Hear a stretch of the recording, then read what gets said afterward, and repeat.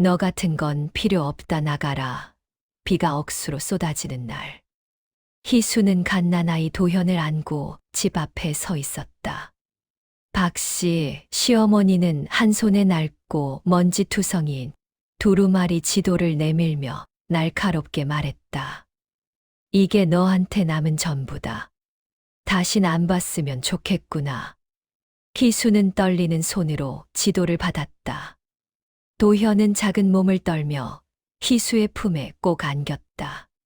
재현은 앉아 팔짱을 끼고 시선을 조금도 돌리지 않은 채 희수의 뒷모습을 바라보았다.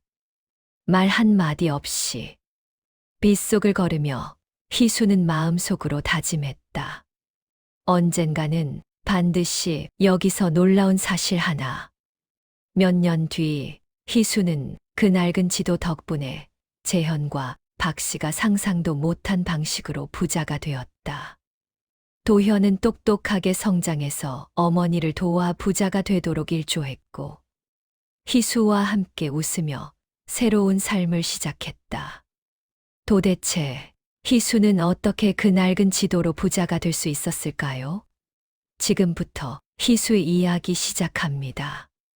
비가 억수같이 쏟아지는 날, 나는 도현을 안은 채 집 앞 좁은 마당에 서 있었다. 물웅덩이가 발목까지 차오르고 흙탕물이 내 신발을 무겁게 짓누르지만 그보다 내 마음이 더 무거웠다. 시어머니 박씨는 한 손에 낡은 두루마리 지도를 들고 차가운 눈빛으로 나를 쏘아봤다. 그 눈빛은 단순한 꾸짖음이 아니었다. 그것은 나를 뿌리째 흔들어 놓는 권력과 위협이었다. 이게 너한테 남은 전부다. 이제 나가라. 말은 짧았지만 그 안에 담긴 모든 감정은 무거웠다. 배신, 냉정, 나를 향한 경멸. 나는 떨리는 손으로 지도를 움켜쥐고 도현을 더욱 꼭 안았다. 작은 몸이 매 품에서 벌벌 떨었지만 나는 그 순간 도현의 온기가 내 안에서 단단한 불씨가 되어 주었다는 걸 느꼈다. 재현은 앉아 팔짱을 낀 채 아무 말 없이 그 장면을 지켜봤다. 빗속을 걷는 내 발걸음은 무겁지만 마음속 불씨는 조금씩 타올랐다. 누구도 나를 막을 수 없다는 결심과 내 손으로 우리 삶을 바꾸겠다는 다짐이었다. 집 문 앞에서 마지막으로 박씨가 날카롭게 웃었다. 그 웃음은 마치 내 인생을 조롱하는 소리처럼 들렸다. 내가 해야 할 것은 단 하나였다. 도현을 안전하게 지키면서 이 집과 박씨, 그리고 재현이 상상도 못할 방식으로 우리 삶을 뒤집는 것. 빗속에서 지도를 펼치자 먼지와 물에 젖어 번진 글자와 선들이 내 눈에 들어왔다. 처음에는 아무 의미 없는 낡은 종이처럼 보였다. 하지만 나는 직감했다.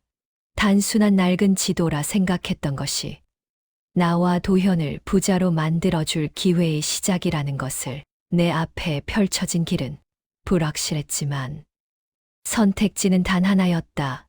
도망치든 굴복하든 아니면 싸우든 나는 싸우기로 마음먹었다. 희망은 작았지만 포기하지 않으면 길은 열린다는 것을 알고 있었다. 그날 비가 억수로 쏟아지는 마당에서 나는 마음속으로 도현에게 약속했다. 엄마가 반드시 우리 삶을 바꿔놓을 거야. 언젠가는. 재현도 박씨도 감히 상상도 못할 방식으로 말이야. 그렇게 나는 비를 맞으며 낡은 지도와 도현을 아는 채 우리만의 새로운 길을 걷기 시작했다. 그리고 지금 이 순간부터 우리가 밟아야 할 여정은 단순한 생존이 아니다. 우리가 겪어야 할 굴곡, 배신, 모욕, 그리고 그 모든 것을 뒤집을 통쾌한 반전이 기다리고 있었다. 그 이야기는 이제부터 천천히 밝혀진다. 마치 모든 잘못이 희수에게만 있는 것처럼 평가했다. 왜 아직도 준비가 안 됐어? 희수는 대답하지 않았다. 떨리는 손으로 도현을 꼭 안으며 마음속으로 숨을 고르려 했다. 하지만 재현의 날카로운 시선과 한마디 한마디가 등 뒤에서 날카로운 채찍처럼 그녀를 찔렀다. 재현은 집안에서 단 한 번도 손을 쓰지 않았고 희수가 아무리 고생해도 그저 이 정도로는 부족하다라는 평가만 반복했다. 빗소리가 창문을 두드리고 도현은 작은 몸을 떨며 희수의 품속에서 눈을 감았다. 희수는 속으로 다짐했다. 언젠가는 반드시. 그때 문이 열리며 박씨, 시어머니가 나타났다. 날카로운 눈빛으로 희수를 훑더니 재현이 잠시도 관심을 두지 않는 사이 냉정하게 말했다. 이제 그만. 새 며느리를 드릴 거야. 너 같은 건 필요 없어. 박 씨는 희수에게 낡고 먼지투성이인 지도를 건넸다. 아무 쓸모 없어 보이는 오래된 종이 조각.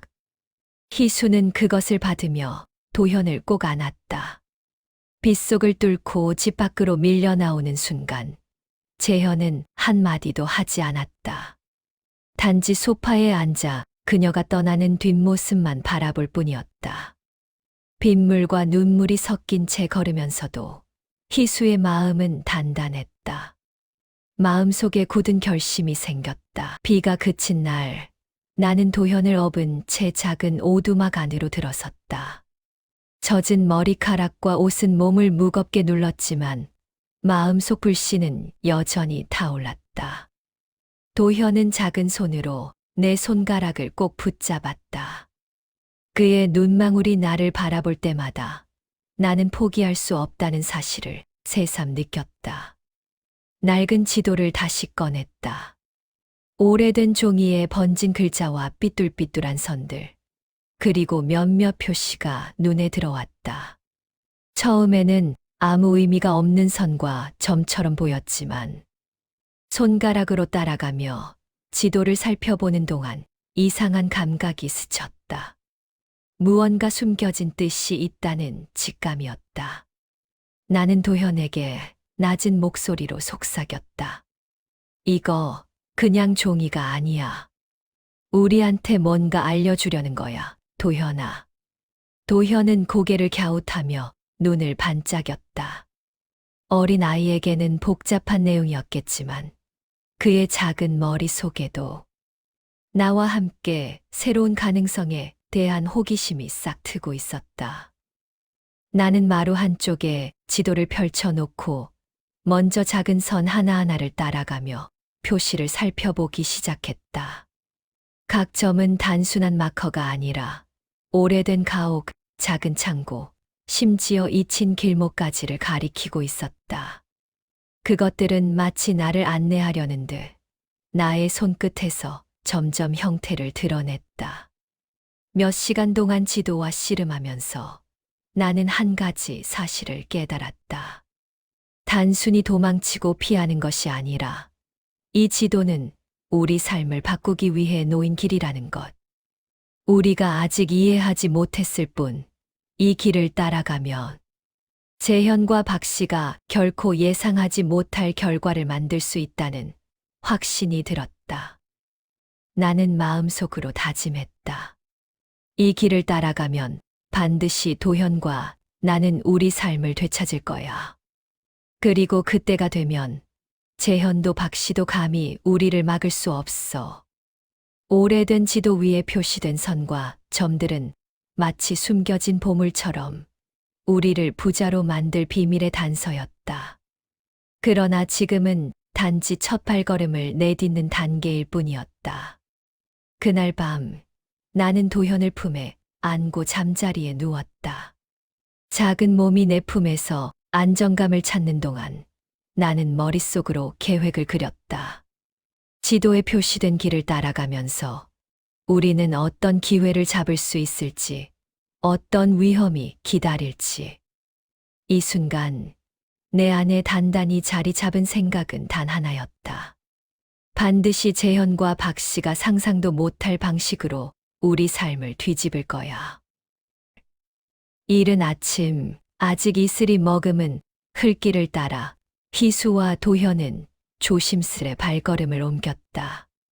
도현의 작은 발이 흙탕에 묻힐 때마다 나는 그의 작은 어깨를 감싸 안으며 조심스럽게 길을 안내했다. 낡은 지도는 여전히 내 손에 꽉 쥐어져 있었다.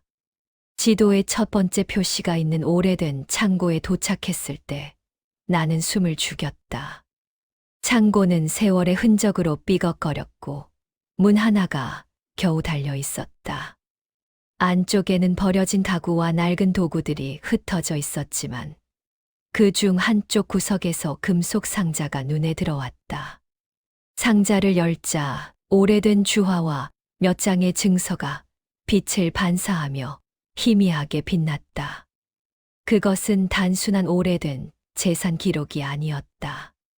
오래전에 잊힌 땅과 건물의 소유권을 증명하는 서류였다. 엄마, 이게 뭐야?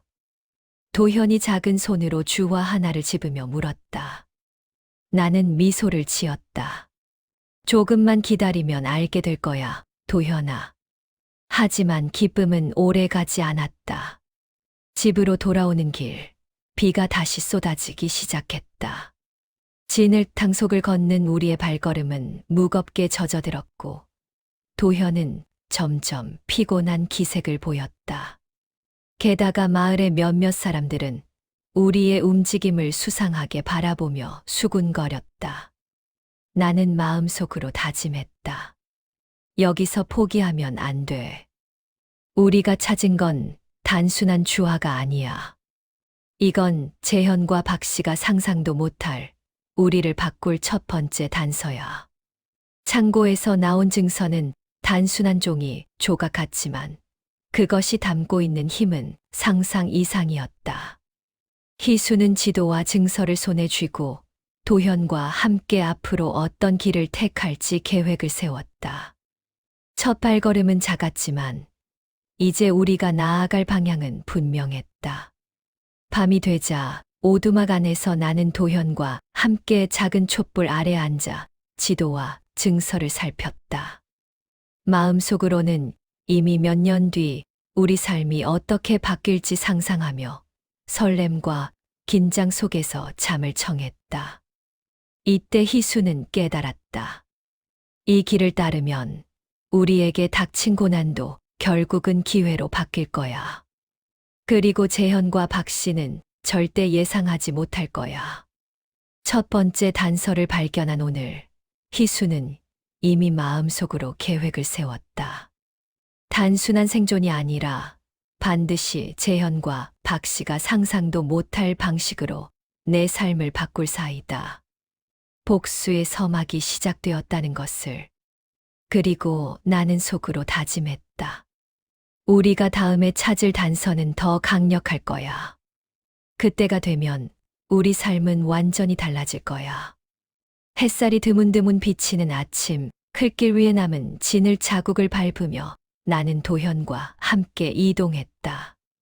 전날 발견한 창고의 주화와 증서를 손에 쥔 채 다음 단서가 지도 어디에 숨겨져 있는지 확인했다. 두 번째 표시는 오래된 다리 아래였다. 겨울비에 부서진 나무 판자가 흔들리는 다리. 아래로는 차가운 물이 졸졸 흐르고 있었다. 도현은 작은 손으로 내 손을 꼭 잡았다. 엄마 무서워. 도현이 떨리는 목소리로 말했다. 나는 잠시 멈춰 그의 눈을 바라보았다. 괜찮아, 도현. 조금만 용기 내자.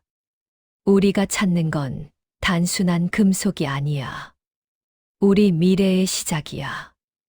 말을 마치자 도현은 고개를 끄덕였다. 그의 작은 몸이 나를 믿고 의지하는 모습에 나는 다시 힘을 얻었다. 다리 아래에는 오래된 상자 하나가 버려져 있었다.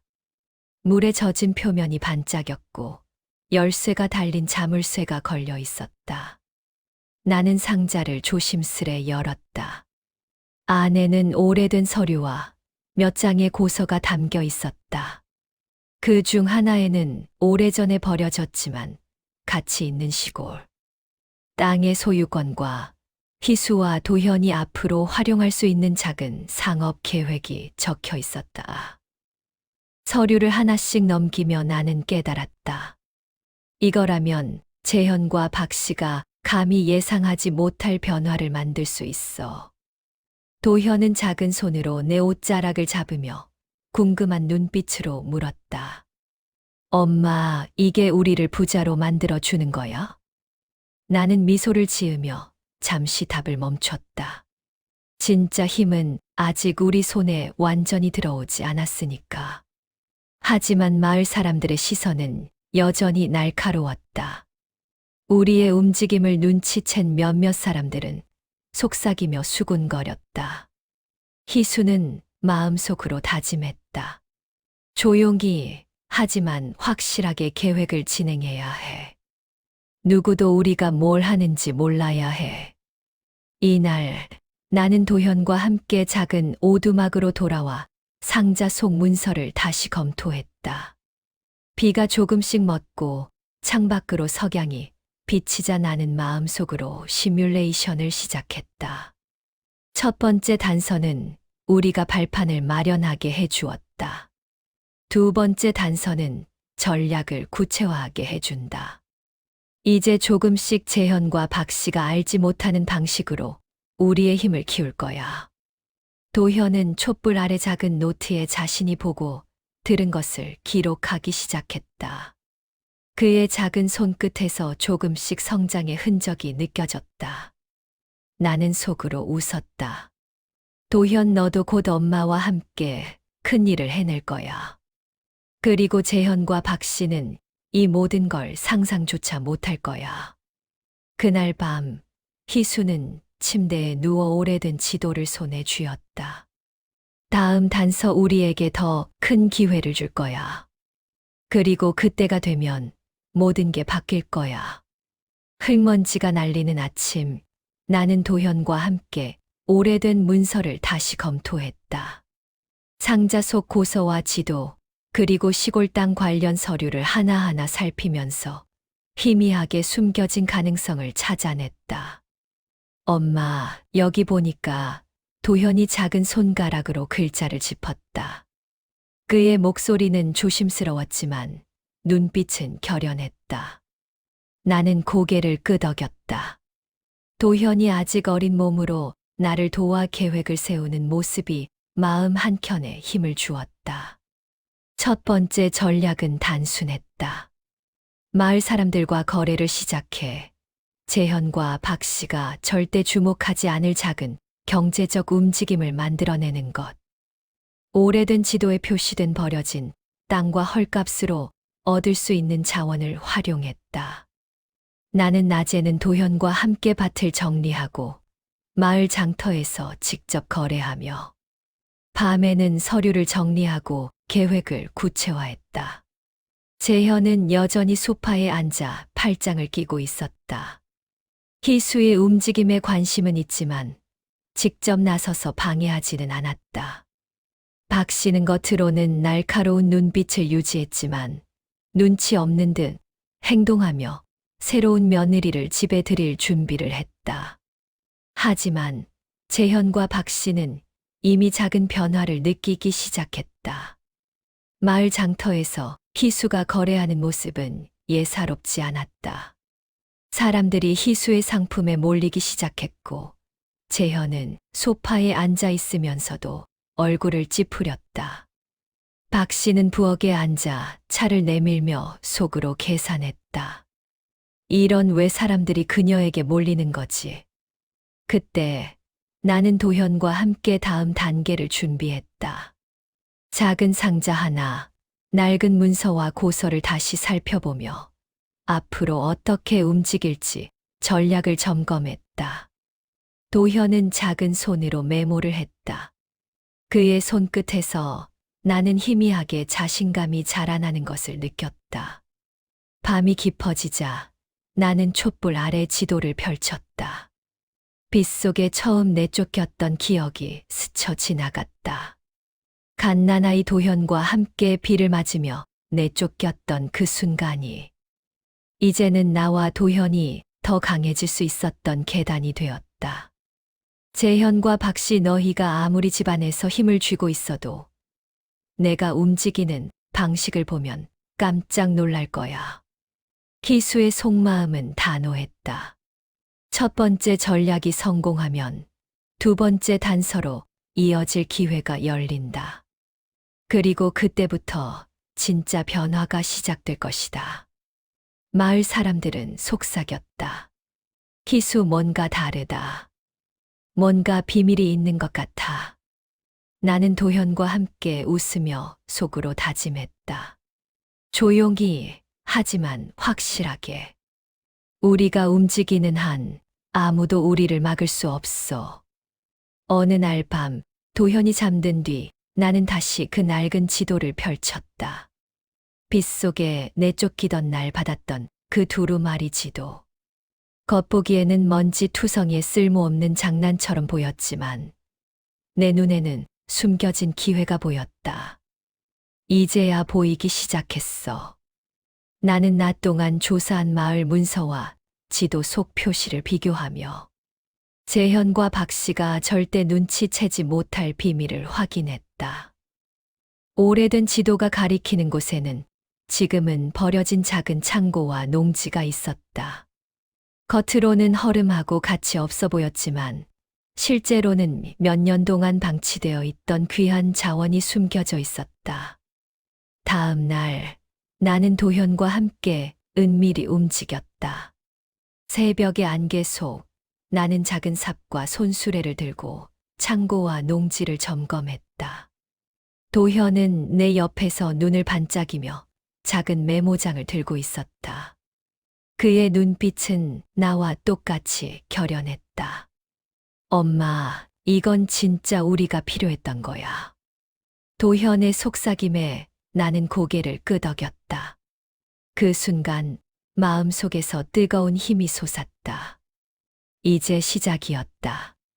재현과 박씨는 여전히 현실을 제대로 인식하지 못하고 있었다. 오늘 아침 장터에서 희수가 거래하는 소식을 들은 마을 사람들의 반응이 심상치 않았다. 박씨는 부엌 창문 너머로 장터를 흘끗 보며 눈살을 찌푸렸다. 이런 왜 사람들이 그녀에게 몰리지? 나는 계획을 하나씩 실현했다. 오래된 지도에 표시된 창고 안에서 쓸모없어 보이는 물건들을 재정리하고 도현과 함께 작은 재료들을 팔기 시작했다. 그 사이 재현과 박씨는 내 움직임이 단순한 소일거리라고 생각하며 무시했다. 하지만 나는 이미 마을 사람들의 신뢰와 관심을 조금씩 얻고 있었다. 낮에는 장터와 마을 사람들과의 거래, 밤에는 지도와 고서를 비교하며 전략 수정. 시간이 갈수록 희수와 도현은 점점 더 많은 정보를 얻고 재현과 박씨가 놓친 기회를 활용했다. 작은 움직임이었지만 점점 큰 변화를 만들어냈다. 그리고 어느 순간 나는 속으로 미소를 지었다. 재현, 박씨 너희가 아무리 집안 권력에 갇혀 있어도 이제 나를 막을 수 없어. 내가 움직이는 한 승리는 이미 내 편이야. 마을 사람들 사이에서도 속삭임이 퍼졌다. 희수 뭔가 비밀이 있는 것 같아. 그냥 평범한 여자가 아니야. 그 속삭임은 희수의 계획을 더욱 강하게 만들었다. 이제 첫 번째 움직임을 넘어서 두 번째 단서를 활용한 본격적인 반격이 시작된 것이다. 그날 아침 빗방울은 이미 마을 땅을 적셨지만 나는 그 비를 맞으며 묵묵히 준비를 했다. 창고 안에서 발견한 오래된 상자들, 허름해 보이던 물건들. 겉으로는 쓸모없어 보였지만 나는 그 안에 숨겨진 가치를 알아볼 수 있었다. 도현, 오늘부터 우리가 움직이는 거야. 작은 것부터 시작해야 해. 나는 조용히 속삭였지만 도현의 눈빛에는 이미 결연함이 담겨 있었다. 그는 나를 따라 조심스럽게 창고와 주변 땅을 살폈다. 첫 거래는 마을 장터에서 이루어졌다. 낡은 물건들을 정리하고 재료를 깔끔하게 묶어 내놓자 사람들은 흥미로운 듯 모여들었다. 이거 어디서 난 거예요? 나는 겉으로는 차분하게 웃으며 간단한 설명만 덧붙였다. 하지만 속으로는 이미 그들의 호기심과 신뢰를 계산하고 있었다. 첫 번째 성공이 눈앞에 다가왔다. 장터에서 사람들이 물건을 사고 입소문이 퍼지기 시작했다. 단순한 거래가 아니었다. 희수와 도현이 마을 사람들에게 신뢰와 존재감을 심어주고 있었다. 사람들은 점점 희수에게 의존하고 재현과 박 씨는 상황을 제대로 파악하지 못했다. 박 씨는 부엌 창문으로 장터를 내려다보며 눈을 가늘게 떴다. 입술을 굳게 깨물며 마음속으로 속삭였다. 이게 어떻게 된 거지? 나는 도현과 함께 물건을 정리하며 작은 승리를 즐겼다. 하지만 마음 한편에는 더 큰 계획이 있었다. 첫 번째 성공은 시작일 뿐. 이걸로 끝나지 않아. 재현과 박 씨가 아무리 집안을 장악하려 해도 이제는 내가 움직이는 한 상황은 내 편이야. 장터에서 돌아오는 길, 도현이 내 손을 꼭 잡았다. 그의 눈빛에는 자신감과 똑똑함이 함께 묻어 있었다. 엄마, 이제 사람들이 우리를 무시할 수 없을 거야. 나는 도현의 작은 손을 꼭 잡으며 고개를 끄덕였다. 앞으로 펼쳐질 더 큰 승리를 위해 우리는 이미 첫 발을 내디딘 셈이었다. 그날 밤 재현과 박 씨는 처음으로 불안해했다. 집 안에 앉아 아무 일도 하지 못하면서 점점 자신들이 놓친 기회를 깨닫기 시작했다. 희수가 뭔가를 계획하고 있어. 박 씨의 속삭임 속에 섬뜩한 긴장감이 감돌았다. 이제 단순히 내쫓고 무시하던 시절은 끝나가고 있었다. 며칠째 비가 내리던 날, 나는 조용히 낡은 지도를 펼쳤다. 빛바랜 선과 작은 표시들이 여기저기 흩어져 있었다. 누군가에게는 의미 없는 낙서처럼 보였겠지만 나는 그 안에서 새로운 가능성을 읽어냈다. 도현, 여기가 우리가 찾던 곳이야. 그 한마디에 도현은 눈을 반짝였다. 그는 아직 어린아이였지만 나보다 더 빠르게 상황을 이해하고 있었다. 나는 조심스럽게 표시된 위치를 따라 마을 뒷산과 오래된 창고를 조사했다. 몇 시간의 탐색 끝에 우리는 숨겨진 땅의 경계와 그곳에 잠들어 있던 오래된 계약서와 귀중한 권리를 발견했다. 낡고 허름해 보였던 지도 속 표시가 의미하는 것은 바로 재현과 박 씨가 알고도 무시했던 숨겨진 재산이었다. 나는 도현과 함께 하나씩 계획을 세웠다. 단순히 재산을 소유하는 것이 아니라 그것을 활용해 장차 마을과 사람들에게 신뢰를 쌓고 동시에 재현과 박 씨가 상상도 못할 방식으로 세력을 키울 생각이었다. 박 씨는 부엌 창가에서 창밖을 노려보며 속으로 계산했다. 하지만 아무리 머리를 굴려도 희수의 움직임을 막을 방법은 없었다. 이미 그녀는 한 발 앞서 움직이고 있었기 때문이다. 며칠 후 마을 장터와 주변 지역에서 희수의 이름이 오르내리기 시작했다. 낡은 지도가 가리킨 위치와 재산 덕분에 그녀는 작은 거래부터 시작해 점점 영향력을 키워갔다. 사람들은 그녀의 통찰력과 전략에 감탄했고 재현과 박 씨는 매일 밤속으로 불안을 키워갔다. 이게 어떻게 가능하지? 재현의 목소리는 분노와 혼란으로 떨렸다.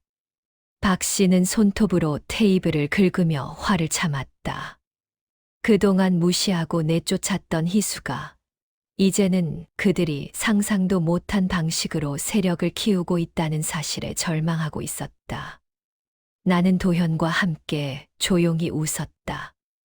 하지만 마음속 다짐은 단호했다. 첫 번째 성공은 시작일 뿐. 이제 진짜 계획이 시작되는 거야. 희수는 매일 새벽 논과 밭을 둘러보며 낡은 지도를 손에 쥐고 다녔다. 박 씨가 내쫓은 그날, 희수가 품었던 눈물과 떨림은 이제 단단한 결심으로 바뀌어 있었다. 도현은 이미 어깨 너머로 장터와 곡식, 사람들의 움직임을 익히고 있었고, 희수는 조용히 아이에게 속삭였다. 도현아, 우리 조금씩 준비하자. 아무도 믿지 못할 방법으로 우리 삶을 바꿀 거야. 도현은 작은 눈을 반짝이며 고개를 끄덕였다. 그는 이미 어머니가 숨겨둔 지혜와 용기를 조금씩 배워가고 있었다. 희수는 낡은 지도에 표시된 황폐한 논과 창고, 그리고 아무도 관심 두지 않았던 마을 변두리 장터터를 하나씩 살펴보았다. 다른 사람들은 그저 폐허라고 여겼지만 희수는 보았다. 햇살 아래 반짝이는 땅, 교통로가 연결될 미래, 장터가 번성할 가능성. 그러던 어느 날, 재현이 나타나 희수가 살펴보던 땅을 보며 코웃음을 쳤다. 그런 곳에서 뭘 하겠다는 거야?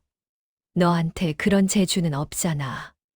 희수는 아무 대답도 하지 않았다. 대신 밤마다 촛불 아래에서 도현과 함께 계획을 그렸다. 곡식을 사고 팔기 위한 장터 준비, 창고 재정비, 마을 사람들과 교섭할 방법까지. 매 순간이 신중했고, 매 순간이 숨 가쁘게 움직여야 했다. 박 씨는 새로운 며느리와 함께 집안의 안락함을 누리며 희수가 무엇을 하는지 전혀 눈치채지 못했다. 재현 역시 집안의 안락함 속에서 손 하나 까딱하지 않으며 희수가 뭔가를 꾸미고 있다는 사실을 무심히 지나쳤다. 희수는 황폐한 땅과 오래된 창고를 차근차근 사들였다. 도현은 어린 나이에도 눈썰미와 재주로 어머니를 돕고 마을 사람들과 거래를 배우며 점점 자신감을 얻었다. 희수는 매번 촛불 아래 지도와 계획을 펼치며 속으로 중얼거렸다. 언젠가 반드시 우리가 웃을 날이 올 거야.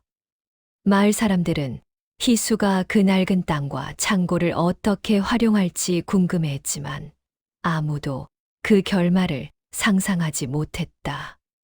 황폐했던 땅이 조금씩 희수의 손에 의해 장터와 곡식 창고로 변모하고 있었고 그 과정은 눈에 띄지 않게 그러나 확실하게 이루어졌다. 그 누구도 몰랐다. 비가 쏟아지던 날 내쫓긴 그 여인이 낡은 지도 하나로 곧 자신들의 상상을 뛰어넘는 방식으로 삶을 뒤집어 놓으려 하고 있다는 사실을. 희수의 눈빛은 매일 더 단단해졌고 도현은 어머니와 함께 계획을 하나씩 실행하며 두 사람의 미래는 점점 눈앞에 현실로 다가왔다. 몇 해가 흐른 뒤 희수는 더 이상 비를 맞으며 떨던 여인이 아니었다. 갓난아이였던 도현은 씩씩하고 영리하게 자랐고 희수는 그 곁에서 묵묵히 삶을 일구며 웃었다. 비가 억수로 쏟아지던 날, 박 씨가 내쫓으며 남긴 낡고 먼지투성이인 지도가 이제야 제 가치를 발휘했다. 지도에는 버려진 논과 헛간, 오래된 산길, 아무도 주목하지 않았던 작은 장터터가 표시되어 있었다. 희수는 한치의 흔들림도 없이 그 땅들을 하나씩 사들였다. 마을 사람들이 눈여겨보지 않았던 황폐한 땅들이 개발과 교통로, 확장 계획이 맞물리면서 놀라운 가치를 지니게 된 것이다. 희수는 그 땅 위에 작은 장터와 곡식 창고를 세웠다. 장터에는 떡과 곡식, 엿과 장아찌를 파는 사람들이 모여들었고 희수는 사람들과 거래하며 점점 부를 쌓았다. 도현은 어린 나이에도 장터를 함께 돌보며 손재주와 영리함을 배우고 어머니를 도왔다.